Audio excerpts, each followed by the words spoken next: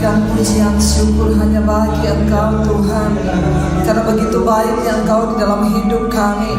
Sungguh bahkan setiap nafas yang bisa kami hirup hari ini, itu semua karena anugerah Tuhan dalam hidup kami.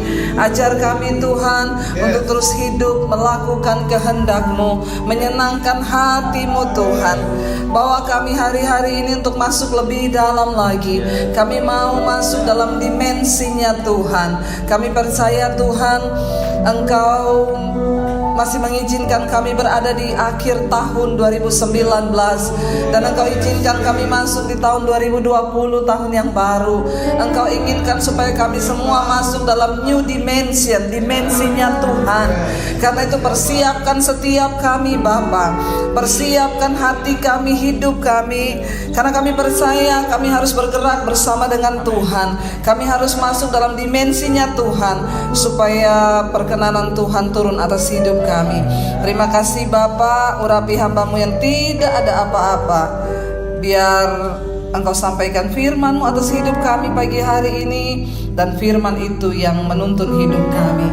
Kami buka hati kami bagi firman-Mu dalam nama Yesus. Yang percaya Tuhan di tengah kita, memberkati kita, katakan bersama amin, amin. Silakan duduk Bapak Ibu yang terkasih. Iya, shalom. Bagaimana kabarnya?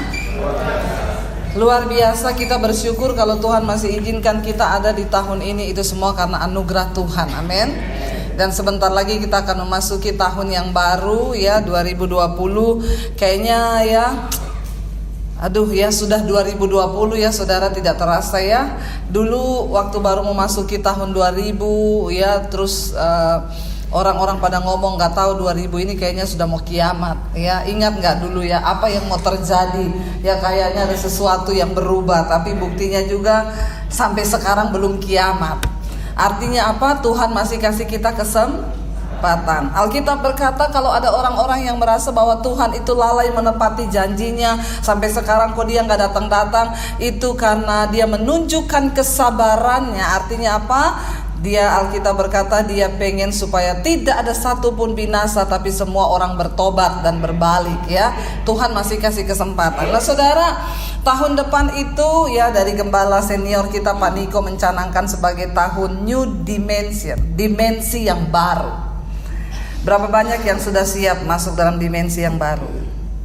Ya, seringkali kita ini hanya bisa ngomong. Saudara, seringkali kita ini banyak mendengar ya. Saya seringkali dengar ya WL, bahkan pengkhotbah ngomong, mari saudara, kita akan masuk dalam dimensi yang baru. Terus nanti jemaat tepuk tangan, haleluya, masuk dimensi yang baru. Saudara pikir hanya segampang itu? Hello, masuk dalam dimensinya Tuhan cuma begitu? Jangan sampai semua visi yang dikasih itu cuma jadi slogan buat kita, lalu kita cuma pintar ngomong, yuk masuk dimensi yang baru, haleluya, tepuk tangan, terus kita dimensi yang baru. Hello, saya mencoba merenungkan, untuk bisa masuk ke dalam dimensinya Tuhan, dimensi yang baru, itu tidak semudah kita teriak, gak semudah kita ngomong di gereja, gak semudah kita hanya yes, amin, haleluya, haleluya, haleluya. Enggak. Masuk dalam dimensi yang baru, ada perjuangan iman, ada harga yang harus dibayar, ada daging yang harus dimatikan. Hello. Dan apakah itu enak? Enggak. Ya, enggak enak. Ya, untuk mengikut Tuhan, mengikuti jalannya, enggak enak saudara. Tapi banyak orang Kristen itu ya cuma mendengar tuh sudah senang, dipikir wah dimensi yang baru, lihat mujizat. Ya, yang mobilnya lama diganti jadi baru. Karena kan dalam dimensi yang baru. Yang tokonya lama diganti jadi toko baru. Hello. Hari ini kita mau belajar apa yang harus kita persiapkan untuk memasuki dimensi yang baru. Amin. Yuk kita lihat sama-sama saudara. Ya, saya percaya bahwa Tuhan itu, kalau kita mau masuk dalam dimensinya Tuhan, dimensi yang baru, maaf ya, ukuran Tuhan dengan ukuran manusia itu berbeda. Amin. Ya, ukuran Tuhan dan ukuran manusia itu berbeda ya. Jadi tidak semudah kita itu ngomong lalu kita masih pakai cara kita masih pakai ukuran kita untuk bisa masuk dalam dimensi yang baru, tidak semudah itu. Ya, Tuhan punya standar. Ya, Tuhan punya standar. Kalau gereja saja kita baca di Alkitab, untuk menerima orang-orang pelayanan, gereja harus mengikuti standar Alkitab. Misalnya secara dia penatua, ya harus suami dari satu istri. Ya, itu kan standar yang dibuat untuk supaya gereja itu teratur. Jadi kalau orang istrinya banyak ya tidak boleh jadi gembala. Amin. Ya, makanya saudara, supaya tidak menjadi batu sandungan, ada standar yang dibuat. Harus yang sudah bertobat. Ya, kalau di gereja-gereja karismatik ya, dulu kita masih lihat itu harus yang sudah berbahasa roh. Kenapa? Itu tandanya dia itu sudah mengalami ya dimensi sesuatu yang lain lah ya daripada orang yang belum gitu ya. Semua ada standar. Nah, hari ini kita sama-sama pengen belajar. Mari kita lihat bersama dulu di dalam Matius 9 ayat 17 ya. Saya pengen kita tahu dulu saudara, Yesus pernah berkata begini saudara. Matius 9 ayat 17 ya, Yesus pernah berkata begini ya. Kita baca sama-sama 1 2 3. Begitu pula anggur yang baru tidak diisikan ke dalam kantong kulit yang tua, karena jika demikian kantong itu akan koyak sehingga anggur itu terbuang dan kantong itu pun hancur. Tetapi anggur yang baru disimpan orang dalam kantong yang baru pula, dan dengan demikian terpeliharalah kedua-duanya. Zaman dulu orang kalau simpan anggur itu bukan di botol, bukan di apa, karena zaman dulu memang belum ada wadah. Ya, jadi wadahnya orang dulu itu kantong kulit. Itu dibuat dari anak binatang ya, nanti dijemur sampai akhirnya kantong itu benar-benar kering, lalu ya tingkat elastisitasnya itu bagus ya. Kalau sudah kering, kantong kulit yang baru itu baru bisa diisi anggur. Kenapa saudara harus kantong kulit yang baru diisi anggur yang baru? Nggak bisa anggur baru diisi di kantong lama. Kantong lama itu dia punya daya elastisitas sudah tidak seperti kantong baru. Lalu kita tahu bersama anggur itu sifatnya berfermentasi. Kalau anggur yang baru disaruh di kantong kulit yang lama, kenapa di kantong kulit yang lama itu sudah ada bekas anggur yang lalu. Jadi dia sudah ada raginya.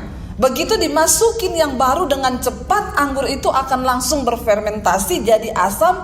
Bahkan ketika dia berfermentasi, karena ini anggur yang kantong ini sudah tua, mungkin sudah rapuh, bisa pecah lalu tumpah. Anggur itu nggak ada gunanya.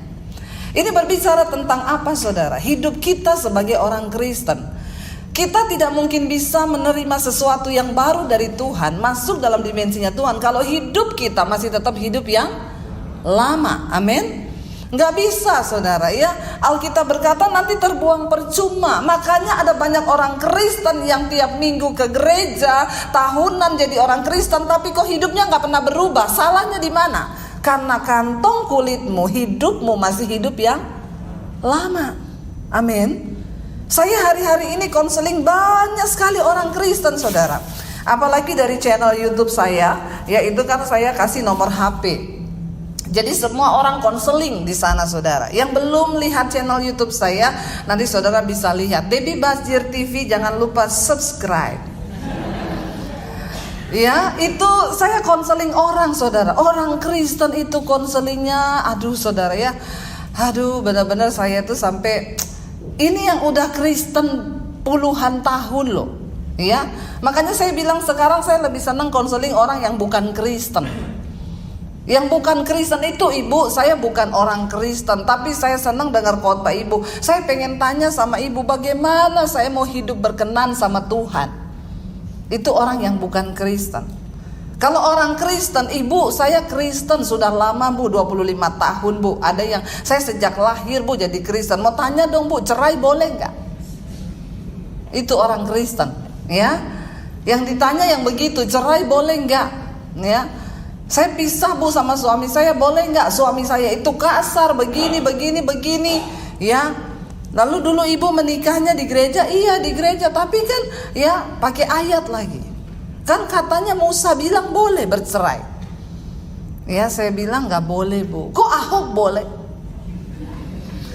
Saudara, saya berdoa ya kita ini, yuk kalau mau masuk dalam dimensinya Tuhan. Kenapa hidup kita nggak pernah berubah? Kenapa nasib kita nggak berubah? Ya satu, karena kita masih bawa kantong kulit yang tua, ya, yang tidak bisa dipakai Tuhan untuk menampung sesuatu yang baru. Ketika kita dapat sesuatu yang baru dari Tuhan, itu kita akan dibawa masuk ke dimensinya Tuhan. Kita akan melihat sesuatu yang berbeda. Saya melihat hari-hari ini Tuhan bawa saya ke dimensi yang berbeda. Pelayanan kami ya bukan lagi pelayanan yang hanya melihat yang di depan mata. Saudara, percayalah, Anda tidak dipanggil jadi Kristen cuma untuk datang duduk diam di kursi gereja. Amin. Datang duduk diam bawa masalah, nangis-nangis ya. Tuhan, kenapa Engkau tidak jawab masalahku Tuhan? Aku bawa persoalanku. Stop jadi orang Kristen yang seperti itu. Kenapa? Anda harus melihat keluar. Tuayan sudah menguning. Untuk apa kita dipanggil jadi Kristen puluhan tahun? Ayo jadi penuai di akhir zaman. Amin. Dimulai dari mana? Keluarga kita sendiri, orang-orang di sekeliling kita. Beritakan Injil. Kalau saudara bilang saya nggak bisa memberitakan Injil, Bu, ajak dia datang ke gereja. Mungkin saudara punya keluarga yang sudah lama tidak ke gereja atau dia belum mengenal Yesus. Ayo ajak, ya. Besok minggu kemana? Nggak kemana-mana.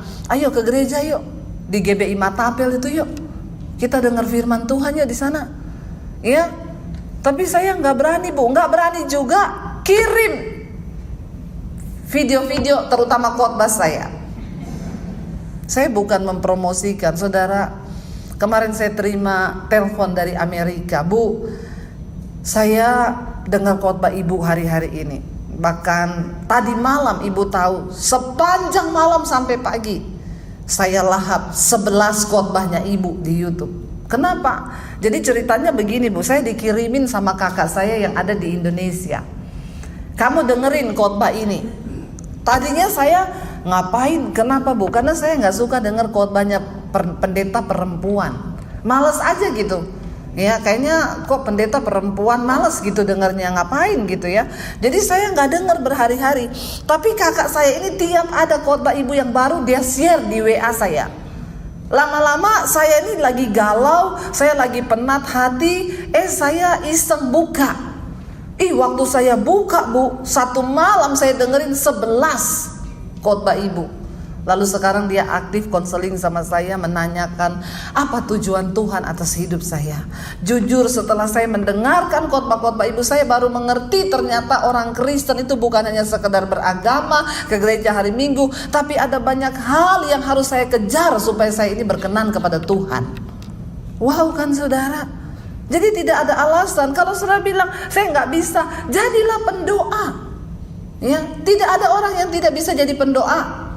Amin apa amin? Ya, karena doa itu misalnya, tapi saya tidak pandai berkata-kata, Bu. Kalau berdoa sama Tuhan kan saya malu. Tuhan nggak lihat kata-katamu, Tuhan lihat hatimu. Saudara nangis aja, Tuhan, aku berdoa buat bangsa ini, banyak orang yang belum mengenal Engkau. Tuhan, aku berdoa buat gerejaku, GBI Matapel. Tuhan, kirim jiwa-jiwa. Kita bisa mengambil apapun yang terkecil yang bisa kita lakukan untuk kepentingan kerajaan Allah. Amin. Tapi nomor satu, mari kita masuki standarnya Tuhan dulu. Jangan jadi kantong kulit yang tua, karena engkau tidak akan pernah mengalami sesuatu yang baru dari Tuhan. Syaratnya kita harus berubah dulu.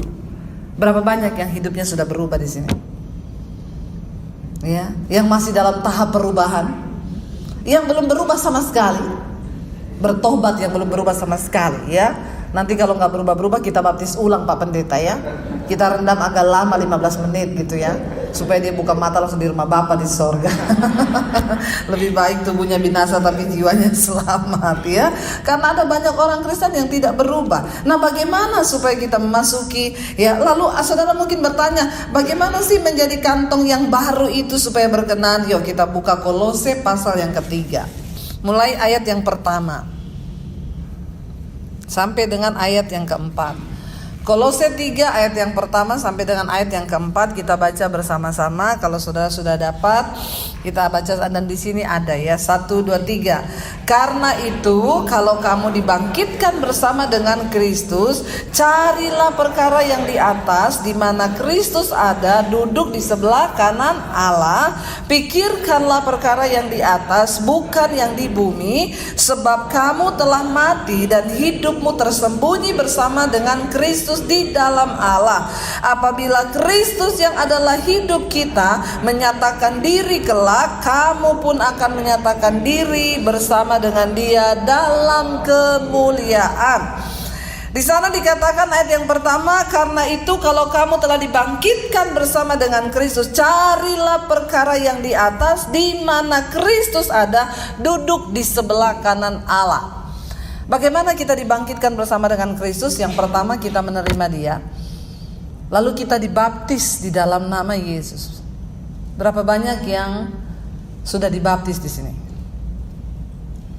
Ya, sudah dibaptis. Ada orang yang bilang gini, padahal dia sudah dibaptis loh Bu, tapi kok mulutnya masih ngomong kotor ya, berarti waktu dibaptis mulutnya belum kena air. Ya, harus dibaptis agak lama ini ya saudara. Orang yang menerima Yesus dibaptis itu dikatakan dia sudah dibangkitkan bersama dengan Kristus. Hidup lamanya sudah dikuburkan, dia dibangkitkan. Saya senang saudara, hari-hari ini itu ada banyak orang yang mendengarkan khotbah-khotbah saya. Mereka dari aliran-aliran gereja yang lain. Ada yang bilang, Bu Debbie, saya dulu dibaptisnya percik. Ya, setelah saya mendengar khotbah Ibu kok kayaknya nggak sreg saya ya Bu. Dan waktu saya dibaptis itu saya masih bayi. Saya bilang syarat baptisan itu adalah Alkitab bilang bertobatlah dan berilah dirimu dibaptis. Emang ada bayi yang bertobat? Ya, bayi kan belum bisa bertobat. Itu bukan baptisan yang sesuai dengan Alkitab. Ya, engkau harus bertobat lalu memberi diri. Ya, ketika memberi diri, lalu dengan cara bagaimana Bu sebenarnya baptisan? Kalau kita kembali dari bahasa aslinya, baptisan itu diambil dari asal kata baptiso, yang artinya ditenggelamkan. Loh, berarti kalau cuma dipercik itu kurang air. Berarti Anda tidak tenggelam. Ya. Lah terus harus tenggelam? Iya, kecuali di dalam kasus khusus orang yang di rumah sakit, ya di ICU kan tidak bisa ditenggelamkan, langsung mati saudara itu kalau ditenggelamkan ya. Jadi tidak boleh ditenggelamkan. Ya, orang-orang yang rindu, ya mereka tuh ketika ngerti firman, mereka rindu, mereka pengen menggenapi firman Tuhan itu, wow loh saudara. Ya, jadi saya berdoa supaya kita semua yang pertama kita harus dibangkitkan bersama Kristus. Artinya apa? Saudara yang belum dibaptis di sini ambil keputusan untuk dibaptis. Hubungi Bapak Gembala, ya, minta untuk dibaptis. Baptisan kita yang diakui adalah baptiso, ditenggelamkan, yang seperti Yesus. Yesus itu dibaptis di sungai Yordan, dia masuk ke dalam air dan Alkitab berkata ketika dia keluar dari air maka tampaklah burung merpati, Roh Kudus yang datang seperti burung merpati. Ya, jadi kita harus melakukan dan menggenapi apa yang Yesus lakukan. Nah, di sana dikatakan begini saudara, kalau kamu telah dibangkitkan bersama Kristus, carilah perkara yang di atas, di mana Kristus ada, duduk di sebelah kanan Allah. Saya mau tanya, hari-hari ini kita ini lebih banyak cari yang di atas atau yang di bawah? Kita lebih banyak pikirkan perkara sorga atau perkara bumi? Ya, orang semua dibuat gagal fokus saudara. Ya, kita berpikir bahwa yang harus kita butuhkan terlebih itu adalah uang, materi, sampai kita dibuat kelabakan. Ada yang stres cuma gara-gara perkara uang. Ada yang Bu Debbie, saya itu udah stres Bu, ini ekonomi lagi lesu, ini kayak begini, saya sudah nggak tahu. Padahal uangnya masih ada miliar-miliar, tapi udah kebingungan. Kenapa? Gagal fokus. Saya bilang, Pak, Ibu jangan cuma pikirkan perkara dunia, pikirkan perkara sorga.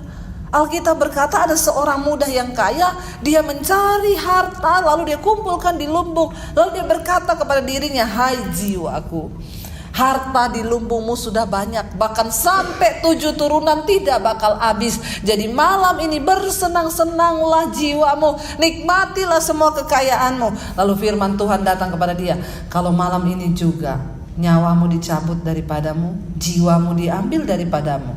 Untuk apa semua yang engkau timbun itu? Dan engkau telah kehilangan fokus selama ini untuk mencari Tuhan. Kita harus bekerja, tapi fokus kita di dunia ini adalah mencari Tuhan, mencari perkenanan Tuhan. Ya, di dalam rumah tangga suami istri, ya hari-hari ini banyak kasus perceraian terjadi. Kenapa? Suami gak punya waktu, sibuk cari uang, pulang udah malam, ya. Di rumah dia pulang, istri sudah tidur. Besok pagi dia berangkat, istri belum bangun. Ya, lalu kita kehilangan perkara-perkara yang Tuhan mau dalam hidup kita. Ya, lalu akhirnya saudara kita terjebak untuk cari uang. Lalu terjadi pertengkaran suami istri.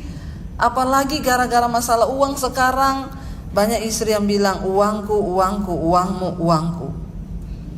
Lalu terjadi pertengkaran. Ada yang banyak tanya sama saya, Bu Devi, dalam rumah tangga itu sebaiknya gimana sih? Karena istri saya bilang uang suami adalah uang istri, tapi uang istri itu uang istri. Suami tidak boleh ganggu gugat. Sampai ada ibu-ibu yang cerita sama saya, itu ya Bu Devi, dulu saya ini dipandang remeh sama suami saya. Sekarang Bu, saya jualan tas Bu, dan sekarang uang saya miliar Bu. Suami saya mau minta uang saya. Saya bilang, enggak lah, kan saya cari duit sendiri. Kenapa kamu mau pusing sama uang saya? Dia mau pinjam buat modal Bu, saya nggak boleh Bu. Lalu terjadi pertikaian di dalam rumah tangga. Apa sih yang lagi kita cari hari-hari ini? Ya, saya bilang, ya ibu, harusnya ibu duduk bersama suami. Ya, karena suami istri itu waktu menikah jadi satu, termasuk dompetnya enggak? Ya, waktu suami istri menikah itu uang jadi satu. Di sini kayaknya uang juga sendiri-sendiri. Makanya semua tidak mau menjawab, ya. Yang rumah tangganya suami istri uang dikelola bersama, angkat tangan. Ya, yang kelola sendiri-sendiri, angkat kaki. Ya, nggak boleh ya saudara. Yesus berkata waktu kita menikah kita menjadi satu tubuh. Suami istri itu bukan lagi dua tapi satu. Dan keuangan dalam rumah tangga itu menjadi masalah yang sensitif. Ada loh, saya ketemu saudara istri ngomong ke suaminya, "Pak, pinjam uang dulu 500 buat apa? Gua mau bayar utang." Suaminya bilang, "Gantinya kapan?" Ya nanti kalau saya udah dapat uang. Suami istri loh, ya saling pinjam uang. Kenapa itu bisa terjadi? Saudara, saya kalau sama suami, kita mau beli barang apa itu kita sepakat berdua, supaya tidak terjadi yang begini, istri utang suami nggak tahu, terus akhirnya pinjam uang suami. Suaminya tanya, "Gantinya kapan?" Istrinya jawab, "Kalau saya udah dapat gaji dari lu." Kata suaminya, "Ya bodoh wae, sama aja itu namanya." Ya, saudara, kita itu ya suami istri. Makanya juga ibu-ibu, saya berdoa ya, kita juga menjadi istri bukan hanya yang hanya bisa minta uang kepada suami. Ya, bantulah suami. Alkitab berkata, Amsal 31, istri yang cakap itu dia bangun waktu hari masih pagi. Dia menyediakan makan dan apa? Dia dengan tangannya sendiri dia bekerja. Dia memegang pemintal, dia menghasilkan banyak ya kain ungu, dia menghasilkan sesuatu yang untuk dijualnya. Saudagar-saudagar datang dari jauh untuk membeli sesuatu yang dia jual. Dan Alkitab berkata, suaminya tidak pernah kehilangan keuntungan. Karena istrinya itu juga menjadi seorang istri yang berhikmat, yang bisa berusaha dalam rumah tangga. Jadi istri itu jangan cuma bisa main game tiap hari di rumah, amin. Bilang amin ibu-ibu. Ayo kita manfaatkan, ayo kita gali potensi kita, ada banyak hal loh. Sekarang ibu-ibu jualan online. Ya, saya lihat orang-orang yang tadinya gak bisa bikin apa-apa, lalu dia belajar bikin kue. Gimana caranya Bu Devi bikin kue? Di YouTube banyak, saudara mau lihat apa aja tuh, ada di sana, belajar. Ya, dulu tetangga saya tuh, ya saya lihat kehidupannya begitu-begitu aja. Saya pernah dulu ketemu dia bilang gini, "Bu, bisa nggak Bu, tolong anak saya, abis ini dia sudah selesai SMA, nggak ada kerjaan Bu. Ya hidup saya ini kayak gini-gini terus." Lalu dia buka nasi uduk tuh di rumahnya. Sekarang saudara nasi uduknya, saya aja kalau mau beli kehabisan terus. Itu diberkati luar biasa saudara. Ya kenapa? Ada sesuatu yang bisa kita kerjakan sebenarnya kan, supaya hidup ini juga bermanfaat. Kita bukan cuma jadi istri yang tukang cuma minta uang. Kemarin saya layani ada satu pasangan suami istri, akhirnya suaminya selingkuh, malah kena mantra dari pelakor di luar sana. Jadi gini saudara ya, ngeri sekarang itu. Mantra itu bisa kena kepada suami atau istri ya kalau rumah tangganya tidak harmonis. Makanya Yesus berkata, bereskan amarahmu sebelum matahari terbenam. Karena setan itu banyak kan bekerja waktu malam, itu mantra dikirim orang apa segala macam itu bisa kena. Saya sudah layani satu kasus yang istrinya mengeluh sama saya, suaminya lupa diri, lupa istri, lupa anak, lupa rumah, nggak pulang-pulang. Kenapa? Kena mantra sama pelakor. Kata istrinya, ibu uangnya miliar-miliar udah ditipu sama perempuan itu. Perempuannya nggak cantik, tapi suaminya kena mantra. Tapi istrinya mau berdoa sampai dikirimin macam-macam ke rumah saudara ya oleh dukun yang dibayar sama perempuan ini. Tapi karena istrinya mau bayar harga, dia nggak kepahitan ya. Ada satu dukun yang bilang kalau istrinya itu makin marah maka mantra itu makin masuk. Ya, saudara pernah dengar Tony Daud itu dukun yang bertobat jadi Kristen. Dia bilang kalau istrinya marah maka itu mantra semakin masuk. Dan ketika mantra itu masuk ke suami itu 7 tahun baru bisa hilang, kecuali istrinya berdoa. Lalu suaminya bisa dipulihkan karena mujizat Tuhan. Lalu saudara, nah akarnya itu bukan di situ. Saya tanya, akhirnya istrinya bayar harga. Dia berdoa tiap jam 2 malam, dia bangun berdoa, dia patahkan semua, dia lepaskan pengampunan. Suaminya balik. Ya, baliknya itu karena gara-gara lihat perempuan yang di sampingnya itu ternyata nenek-nenek tua, katanya kayak mak lampir. Wah, ketakutan suaminya. Waktu Tuhan mulai bongkar, lalu mantranya hilang pengaruhnya, dia sadar saudara. Tapi saya tanya sama suaminya, kenapa bisa begitu? Suaminya bilang, istri saya bu, itu cuma bisa minta uang. Dan ibu tahu kan sekarang keadaan ekonomi lagi begini bu. Dia tiap kali mau ketemu teman-teman bu, minta beli tas baru. Kalau tasnya harga 10 sampai 15 juta saya beliin terus bu. Mintanya yang 500 juta. Ya saya sebagai suami udah keadaan lesu begini, dia hidup dengan gaya hidup yang begitu, bagaimana saya enggak stres? Jadi suaminya mulai kepahitan sama istrinya yang gak bisa kerja, bisanya cuma minta uang. Waktu suaminya kepahitan, ketemulah satu perempuan nawarin saham. Begitu aja ketemuan sekali tok, langsung dikasih mantra, masuk saudara. Makanya saya berdoa di sini buat ibu-ibu. Ya, jadilah wanita yang bijaksana, amin, dalam mengelola keuangan. Karena Alkitab berkata Amsal 31, suaminya tidak kehilangan keuntungan.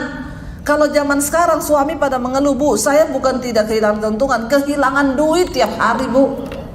Sampai saya bingung mau simpen di mana. Taruh di ATM, kartu ATM-nya ketemu istri saya.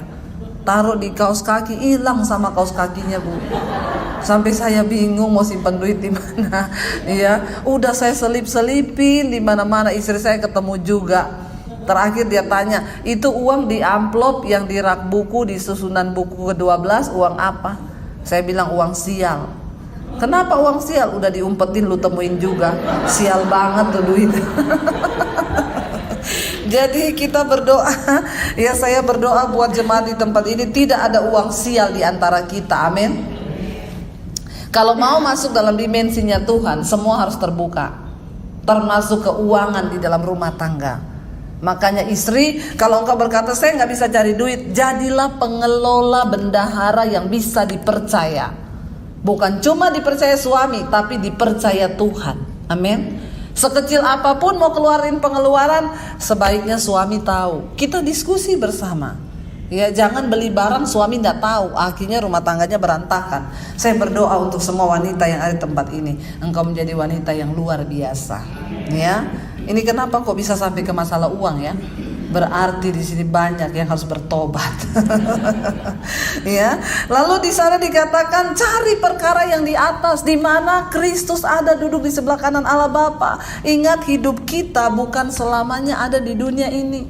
Satu saat kita akan tinggalkan dunia ini dan kita akan kembali kepada tempat kita yang sesungguhnya. Karena Alkitab berkata di dunia ini kita hanyalah perantau. Dunia ini bukan tempat sesungguhnya kita. Kita di sini hanya perantau. Ada satu tanah kekekalan yang Tuhan sediakan bagi kita. Makanya Rasul Paulus berkata, ya terlebih suka aku keluar dari kemah tubuhku ini dan dia menetap bersama Tuhan. Kenapa Rasul Paulus punya iman yang begitu hebat loh?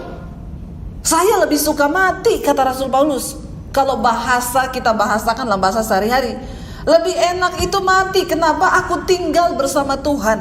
Karena selama aku diam dalam tubuhku ini, aku jauh dari Tuhan. Makanya dia bilang tubuh ini tubuh celaka. Karena masih ada daging. Aku pengen hidup kudus. Kadang aku masih bisa marah, masih bisa jauh dari Tuhan. Terlebih suka, kata Rasul Paulus, aku beralih dari tubuh ini dan menetap kepada Tuhan. Aku lebih suka mati. Kenapa Rasul Paulus berkata begitu? Karena dia menyadari bahwa hidup yang sesungguhnya bukan di dunia ini. Saudara, lebih suka mati atau hidup? Halo? Kita semua pengen hidup terus, umur panjang terus. Yang dibaca rahasia umur panjang. Tadi malam saya perayaan Natal di satu keluarga, ketemu oma yang dulu, oma yang saya pernah cerita kali di sini atau tidak, oma yang umur dulu waktu saya ketemu dia 105 tahun. Saya tanya, oma rahasia umur panjangnya apa? Minum Coca-Cola sama es batu. Ya. Jangan ditiru, ini adegan berbahaya. Hanya dilakukan oleh para ahli saja. 2 tahun yang lalu saya ketemu dia di Natal keluarga itu. Saya tanya, oma umur 105 sekarang. Dia ulang tahun Desember ini. Oma mau didoakan apa oma? Satu saja. Apa oma? Pengen pulang ke rumah bapak. Kenapa oma udah 105 pengen pulang ke rumah bapak?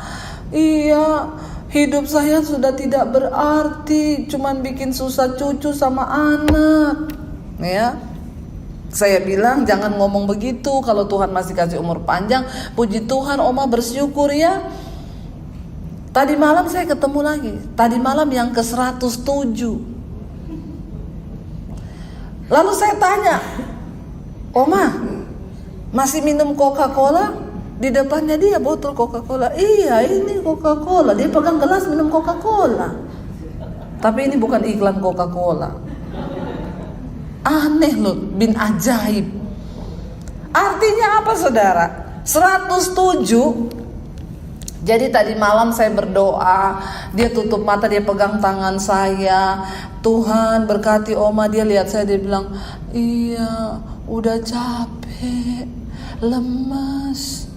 Ada yang mau hidup sampai 107? Kenapa enggak mau? Dikasih umur panjang loh. Ya, berarti sudah pengen mati. Ya. Dulu kan saya pernah ketemu ada yang 104. Bapak-bapak, tapi rahasia umur panjangnya apa, Pak? Tidak makan gorengan, tidak makan yang manis-manis, tidak makan yang berminyak-minyak, nggak makan yang berlemak-lemak, daging apa nggak makan semua, makannya buah sama sayur plus air putih. Sampai 104. Saya tanya juga, mau didoakan apa Pak? Satu aja Bu, pengen mati. Ternyata orang yang udah umur 100 tahun lebih semuanya pengen. Makanya nggak usah terlalu panjang-panjang, amin. Nanti rempong juga kalau nggak mati-mati saudara. Ya, dan saya juga tidak mungkin mendoakan dia dalam nama Yesus, matilah kau. Hidup mati itu kan di tangan Tuhan kan. Kita juga nggak bisa suruh dia mati saudara ya. Jadi saudara, dari 2 kasus ini dia sampai 104 loh. Dari umur 40 tahun tidak makan daging, tidak makan gorengan, tidak makan apalagi Coca-Cola. Dia bilang saya buat cuci kamar mandi. 104. Yang satu minum Coca-Cola plus es batu sama semua dimakan. 107. Terbukti saudara bahwa masalah umur panjang atau pendek itu bukan karena soal makanan. Yang bikin orang cepat mati itu kayaknya karena banyak cicilan. Makanya jangan banyak-banyak. Karena ada dua hal yang membuat jantung kita berpacu dengan cepat. Yang pertama jatuh cinta, yang kedua jatuh tempo. Jadi saudara jangan banyak-banyak jatuh. Amin. Ya, pikirkan perkara yang di atas saja. Kalau memang gak bisa beli, gak usah ngutang. Itu yang bikin cepat mati. Ya. Oma 107 minum Coca-Cola, es batu, makan segala-galanya. Yang satu 104 dari umur 40 tidak makan semua. Saya bilang, Pak, kalau tahu begini dari dulu makan aja ya. Lo bener gak saudara? Sekarang pengen mati gak bisa mati. Ya, kalau tahu dari dulu makan aja ya. Tapi harus ada penguasaan diri juga. Artinya apa saudara? Mati atau hidup itu Anda mau jaga sehebat apapun, kalau sudah waktunya nggak ada yang bisa tahan. Amin. Orang yang nge-gym, saya pernah cerita di sini, nge-gym saudara, tiap hari nge-gym, tiap hari bangun pagi dia berdiri di atas timbangan. Lihat berat badannya berapa. Ya, sebelum makan. Nanti sesudah makan berdiri lagi di atas timbangan. Wah, saya sudah kelebihan 2 ounce. Ini saya harus jogging ini biar gak kelebihan lagi. Itu umur 35 tahun. Ya, anaknya orang kaya, udah disiapin papanya uang 5M untuk usaha sebagai modal. Wow banget kan, karena dia putra mahkota. Kalau dia sudah makan yang berkalori apa, dia bilang, saya hari ini sudah makan kue coklat kecil, berarti sepanjang hari ini saya tinggal bisa makan 1 pisang, 1 apel. Rempong gak hidup begitu? Ya, memikirkan perkara-perkara di dunia. Akhirnya dia berangkat ke China untuk prospek bisnis apa yang akan dia kembangkan di Indonesia. Tiba-tiba dapat kabar bapaknya, innalillahi wa inna ilaihi rojiun. Anaknya meninggal di China. Kenapa? Main HP nyebrang jalan ditabrak bus. Loh, ya, yang tiap hari berdiri di atas timbangan. Matinya memang bukan karena kolesterol. Loh benar. Ya, makanya itu kalau di meja makan ibu-ibu sama suami, nggak usah ngomong kolesterol. Karena kolesterol itu tidak ada di makanan, adanya di lab.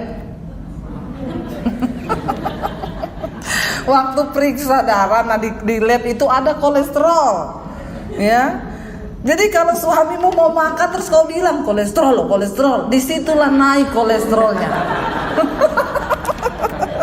Karena dilarang-larang, emosi kan. Ya, itu kan sudah ada penelitian yang makan tempe sama yang makan sate kambing. Tiap hari ini dikasih makan tempe, ini tiap hari makan sate kambing. Dalam waktu seminggu yang naik darahnya, tekanan darah tinggi yang makan tempe. Kenapa? Emosi. Makannya tempe terus. Jadi bukan karena sate kambing ternyata ya, karena emosi.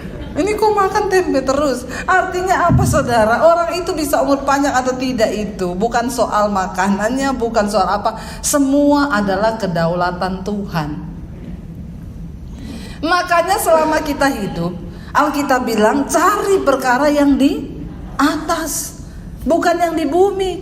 Jangan Anda tertipu investasi. Saya lihat ada orang saudara jual rumah. Ya, dia telepon saya, Bu, saya mau jual rumah, doakan ya Bu Debi. Iya, sudah ada yang tawar 22 miliar. Tapi saya masih tunggu, saya belum lepas Bu. Lalu besoknya ada Bu yang naikin jadi 22 miliar setengah. Lalu saya masih belum lepas Bu. Ya, nanti kalau laku ibu saya kasih 500 juta. Saya bilang pret. Akhirnya laku di angka 23M. Itu M miliar bukan ember. Ya, laku di angka 23M saudara. Begitu laku di angka 23M, saya telepon mau tanya kabar, bukan mau nagih 500 juta, bukan mau tanya kabar. Orang sebelumnya telepon terus minta didoakan ya, mau tanya kabar. Begitu telepon orang yang Anda tuju sedang bersembunyi. Bunyinya begitu saudara. Dari situ saya udah nggak telepon lagi, udah biarin aja. Nggak lama pembantunya telepon, Bu, ibu berantem sama anaknya, kenapa? Gara-gara masalah mau beli telur 1 kilo. Uang 23M mau beli telur. Kenapa? Waktu saya ketemu lagi nggak heran. Uang 23M bayarannya diterima. Dia langsung buat beli 3 rumah. Tidak disisakan satupun. Ini orang begini saudara, kasihan. Tidak bisa menikmati hidup. Dapat uang 23M langsung habis buat beli 3 rumah lagi, buat invest lagi. Ntar laku lagi, langsung lagi buat beli lagi. Terus sekarang sakit-sakitan masuk ke rumah sakit. Nanti kalau dia mati, yang nikmati siapa? Orang lain kan. Ngapain orang hidup kayak begitu coba? Ya, kita ini untuk bisa menikmati hidup dan kekayaan pun dalam kitab Pengkhotbah dikatakan, untuk bisa menikmati hidup dan yang baik itu pun adalah anugerah Tuhan. Karena ada banyak orang kaya tapi gak dikasih karunia menikmati. Kaya tapi mukanya ketekuk terus, senyum aja susah. Ada orang begini, ada yang miskin tapi ketawa terus. Karena gila kali Bu yang ketawa. Ya, tapi kan hidup ini bukan soal berapa banyak yang kita punya kan. Adakah kita bisa menikmati itu? Kalau teman saya pendeta dia bilang gini, saya tanya dia, Pak, cari sate kambing dong. Kalau saya ini sate kambing itu untuk obat saya saudara, karena saya ini darah rendah. Jadi saya perlu sate kambing dan duren untuk menaikkan. Ya, jadi jangan iri sama saya. Ya, banyak orang takut sama sate kambing, sama setan tidak takut, sama sate kambing dia takut setengah mati. Ada teman saya pendeta di Solo, Pak nggak makan sate kambing? Enggak Bu, kenapa? Ya itu sial banget hidup saya. Kenapa? Dulu waktu miskin mau beli sate kambing nggak bisa karena nggak punya duit. Sekarang udah punya duit mau beli sate kambing, udah nggak bisa juga, asam urat, kolesterol, jantung. Itu kan tidak punya karunia menikmati saudara ya. Jadi untuk bisa menikmati hidup ini pun kata firman Tuhan itu adalah anugerah. Ya, jadi hidup ini bukan soal kaya atau miskin ya. Ada orang yang miskin tapi bisa menikmati hidup. Saya sering lihat tukang ojek itu kalau duduk di pangkalan ojek ya, mereka tuh ketawa terbahak-bahak loh. Ya, padahal tukang ojek dia pulang itu aja nggak tahu mau makan apa kadang-kadang. Kebalikan ada orang yang kaya banget saudara, mukanya tuh nggak bisa senyum. Ya, kayaknya kalau senyum itu wibawanya jatuh. Padahal kan kalau jatuh tinggal dipungut lagi ya. Rempong banget sih jadi manusia. Makanya Alkitab bilang selama kita hidup di dunia yang singkat ini, pikirkan perkara yang di atas. Nggak usah mikir mati. Ketakutan mati, boleh pikirin mati, yaitu untuk kita mempersiapkan hidup kita dalam pertobatan, karena kita nggak tahu kapan kita dipanggil Tuhan. Kita lanjut, bagaimana caranya untuk memperoleh hidup yang berkenan, menjadi kantong anggur yang baru. Kolose 3, kita lanjut ayat yang berikutnya. Ini caranya saudara ya. Sebentar saja kita bahas. Kolose 3 ayat yang kelima, di sana judulnya menjadi manusia baru, kantong kulit yang baru untuk bisa masuk dalam dimensi yang baru. Baca sama-sama ayat 5, 1, 2, 3. Karena itu matikanlah dalam dirimu segala sesuatu yang duniawi, yaitu percabulan, kenajisan, hawa nafsu, nafsu jahat dan juga keserakahan yang sama dengan penyembahan berhala. 6. Semuanya itu mendatangkan murka Allah atas orang-orang durhaka. 7. Dahulu kamu juga melakukan hal-hal itu ketika kamu hidup di dalamnya. 8. Tetapi sekarang buanglah semuanya ini, yaitu marah, geram, kejahatan, fitnah, dan kata-kata kotor yang keluar dari mulutmu. Jangan lagi kamu saling mendustai, karena kamu telah menanggalkan manusia lama serta kelakuannya, dan telah mengenakan manusia baru yang terus-menerus diperbaharui untuk memperoleh pengetahuan yang benar menurut gambar haliknya. Katakan, kenapa kita berubah? Supaya kita kembali menjadi serupa dan segambar dengan halik kita, pencipta kita yaitu Tuhan. Jadi saudara pulang di rumah baca lagi ini, apa yang perlu dibuang. Kalau hari ini masih suka marah-marah, buang semua itu. Geram, buang. Yang kepahitan sama keluarga, gak bisa mengampuni, ngaku Kristen ke gereja tapi tidak bisa mengampuni, tiap hari pahit. Saya tidak bakal mengampuni itu ipar saya. Bertobat. Saya gak bisa ngampuni itu mertua saya. Bertobat. Ya, buang semua geram, fitnah, kejahatan, kata-kata kotor yang keluar dari mulut kita. Itu akan menghalangi kita bisa masuk dalam dimensinya Tuhan. Saya berdoa tahun depan kita mulai siap dari akhir tahun ini Tuhan. Kami mau masuk dalam dimensi yang baru. Kenapa Yesus perlu datang ke dalam dunia ini? Dia membawa dimensi yang baru dalam hidup kita. Apa itu Natal? Natal adalah peristiwa kelahiran Kristus ke dalam dunia, dalam hidup kita. Dan hidup kita diubahkan. Kita bisa bersatu dengan Bapa, masuk dalam dimensinya Tuhan. Jadi sekali lagi saya mau ingatkan, saya undang para imam musik. Saya hanya mau mengingatkan, tidak semua orang Kristen masuk sorga. Amin. Bilang kanan kirimu, tidak semua orang Kristen masuk sorga. Ya, hanya orang yang hidupnya berubah yang bisa masuk dalam kerajaan Allah. Ya, jadi hari ini berubahlah saudara, pulang jadilah pribadi yang berbeda. Kalau di rumah engkau jadi istri yang selama ini cuma cerewet, marahin suami, mulai jadilah istri yang mengasihi suami, ya mengasihi anak-anak. Kalau engkau menjadi suami yang selama ini tidak ada tanggung jawab, ayo mulailah menjadi suami yang bertanggung jawab kepada istri dan anak-anakmu. Berubahlah oleh pembaharuan budimu. Amin. Mari kita bangkit berdiri bersama. Kami mau menggenapi firman-Mu dalam hidup kami Tuhan. Hidupku menggenapi firman-Mu, supaya kami masuk dan melihat tanda-tanda ajaib Tuhan kerjakan atas hidup kami. Berapa banyak saudara yang mau diubahkan hidupmu? Mari angkat tanganmu di hadapan Tuhan. Bapa, ini tangan kami yang terangkat kepadamu Tuhan. Kami ingin memasuki dimensi yang baru di tahun-tahun yang akan datang. Kami mau masuk ke dalam dimensinya Tuhan.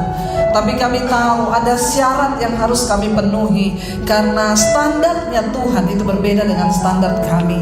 Kami mau dibaharui Bapa. Jadikan kami menjadi kantong kulit yang baru. Kami mau diubahkan dari setiap karakter kami yang lama. Amarah, kebencian, kepahitan, kenajisan, percabulan, semua hal yang tidak berkenan. Bahkan mulut yang seringkali mengucapkan hal-hal yang kotor. Tuhan ampuni setiap kami. Tuhan jadikan jemaat-Mu di tempat ini menjadi jemaat yang dibaharui, sehingga tahun yang akan datang mereka boleh memasuki dimensi yang baru bersama dengan Tuhan. Ubahkan setiap hidup kami Bapa, dan mampukan kami menjadi anak-anak-Mu yang melakukan firman-Mu, dan sehingga hidup kami menjadi tanda bagi kemuliaan Tuhan. Pakai setiap kami Bapa, biar hari-hari ini kami semakin melihat tangan Tuhan menyertai kami. Kami tidak takut dengan semua persoalan di hidup kami. Kami mau belajar memikirkan perkara-perkara yang ada di atas, di mana Kristus duduk diam di sebelah kanan Allah Bapa. Karena satu saat kami juga akan pergi ke sana Tuhan untuk berjumpa dengan Engkau. Terima kasih Bapa. Roh jiwa dan tubuh kami serahkan dalam tangan-Mu di dalam nama Yesus. Tidak bercacat celah sampai Kau datang kali yang kedua. Yang percaya diberkati Tuhan katakan bersama.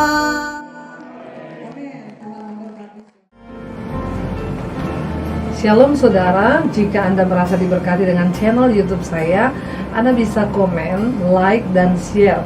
Dan jangan lupa tekan tombol subscribe dan juga tombol lonceng agar Anda mendapat pemberitahuan setiap kali saya mengupload video-video yang baru. Ini sangat penting buat channel ini saudara, supaya banyak orang juga diberkati dan channel ini boleh juga terus berkembang dan menjadi berkat buat banyak orang. Terima kasih, Tuhan memberkati.